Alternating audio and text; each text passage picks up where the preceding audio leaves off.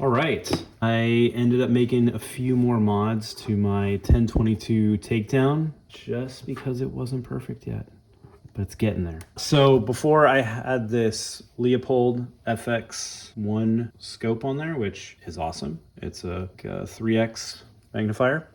And I put on this Magpul backpacker setup, which is fantastic. I have a video on that, which I will link in the description. I recently got into USPSA Steel Challenge matches, which are a ton of fun, but with ammo prices being what they are, I figured I'd switch over to 22 just to make it a little bit more affordable. So I decided to add a red dot and an improved trigger on my 1022. I didn't want to spend a ton on my red dot, did some research online. Also, because I've got this hot FDE look, I wanted to continue with that theme. My search online brought me to this Primary Arms SLX red dot, which is, I think, a little bit over $100. The reviews were pretty solid. I ended up getting this Magpul backpacker optic mount, which was, I think, maybe under $50. Pretty easy to install. There's tons of videos on how to install that, so I'm not gonna bore you with that. This thing's great. I took it to the range just to zero it in. Tomorrow I'm actually bringing it to my first match with this, so I'm pretty excited. Comes with this rubber lens cap. Pretty straightforward. It's got turrets for windage and elevation that are protected by these screw-on caps. Something I just realized too, the caps have a little slot on them that you could then put onto your turret to make adjustments, which I'm not going to do because I'm pretty happy with the settings. Yeah, so that's pretty cool.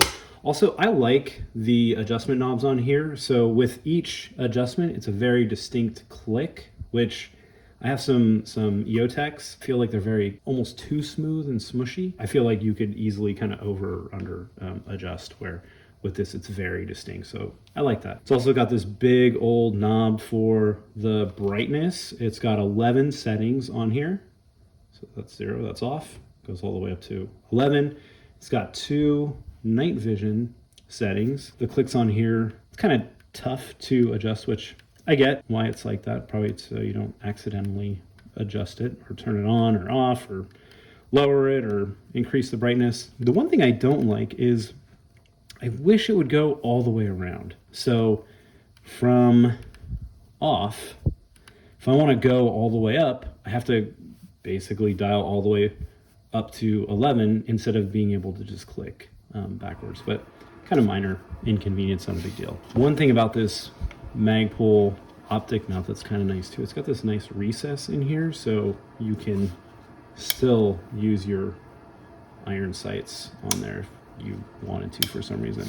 I'll show off in a second the brightness of the red dot. It's pretty great. It's got this nice big lens in here, so easy to get a nice sight picture. The front lens too has this kind of cool reflective coating. I don't know if that's to cut down on glare or something, but you can see it kind of reflecting on the barrel a bit. Here are the 11 settings that are on this optic. So this is off. These first 2 are night vision, so obviously you're not going to see those. So this is actually, this is 3. This is the first setting with it on. And you can't really pick it up. Maybe there a little bit. I think that's just a reflection.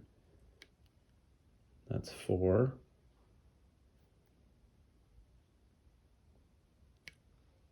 Five is when that, okay. There, it starts to pick up. 6, 7, 8, 9, 10, and 11. Nice and bright. They tout a 50,000 hours of battery life on this, which obviously I haven't tested yet, but we'll see. Brought this to the range to zero it in. Didn't take very long to zero. It's pretty fun to shoot with, and so I'm excited to see how it performs during a match. The Ruger BX trigger kit. This thing, I think it was around $80, maybe a little bit under. It's just a drop-in kit. It supposedly brings you from the standard trigger, which is about a little over 6 pounds, to 2.5 to 3 pounds, which, to be honest, I wouldn't know. I don't have something to measure that, and I can't tell from myself, but I do know it feels a lot lighter. Light pull. The thing I really like about this, though, is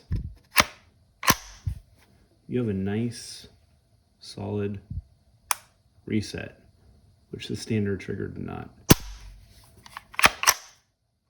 The one thing I do wish this came with was a auto bolt release. I feel like that's one of the first upgrades most people do when they get a 1022 is switch out that plate. So it's just a lot easier to release, lock, and release your bolt. The standard one that's in there, it's just awkward. I don't know why that's even a thing. Come on, Rotary, you should have, that should have just been part of this kit. I mean, it's not a big deal. I had the part already.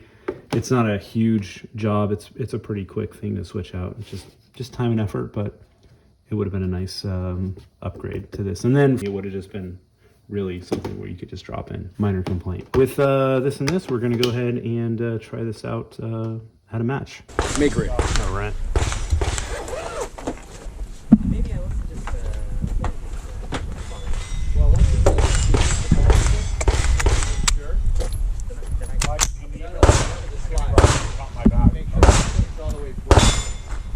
Are you ready? Stand by.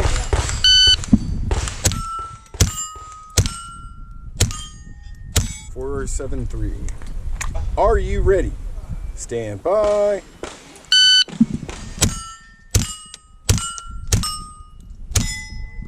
Four, 2, 4. Are you ready? Stand by.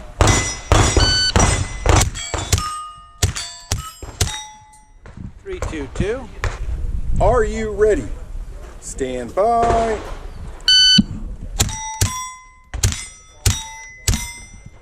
3, 4, 1. It's looking good. Thank you. Are you ready? Stand by.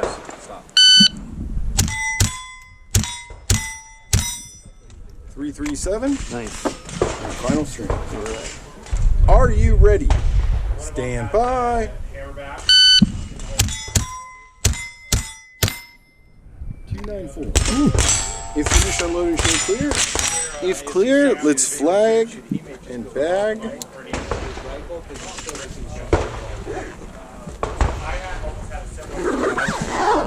Overall, I'm really happy with how this performed. I could definitely improve on my times, but I think that's more about me as a shooter and less around this, especially when it came to transitioning from target to target. One thing I was running into was at the initial target acquisition, so from going from low ready, getting onto the first target. I'll try to show this off. Again, I think it's just me as a shooter and getting used to this optic. So when I'd first bring it up to shoulder, I wouldn't see the dot, and so I'd have to get up a little bit higher because it was kind of hidden in the top of this tube. I think it's just me getting more used to this optic and then bringing the gun up higher into my shoulder, and then so it's just a quicker cheek weld and then quicker target acquisition. But again, I don't think that's really anything with the optic itself, and it's more just me getting used to the setup. If you are shooting outside, you definitely want to crank that up to the highest setting, the 11. Especially if you're doing kind of close range, quick target acquisition. It just gives you a little bit of a fatter dot. I had more luck with it at 11 versus I think when I first started in the match, or some of the matches, I was running it at like 7 or 8. And so, but yeah, cranking it all the way up definitely helped. For the price, really happy with this optic, and it looks great. If you like FTE, which is hot, there you go. Can't complain. Random tip, if you're at a range and you need to use a flag, a lot of these flags come pretty long, which is a little bit of a pain getting in and out of a 22 because it's pretty small in there. Just cut it down. I'm going to cut it down to about there, and then maybe taper the end a little bit so it goes in. But just random tip for you. Thanks for watching. If you have any experience with this optic yourself and have anything you'd like to say in the comments, please drop a comment. Thanks.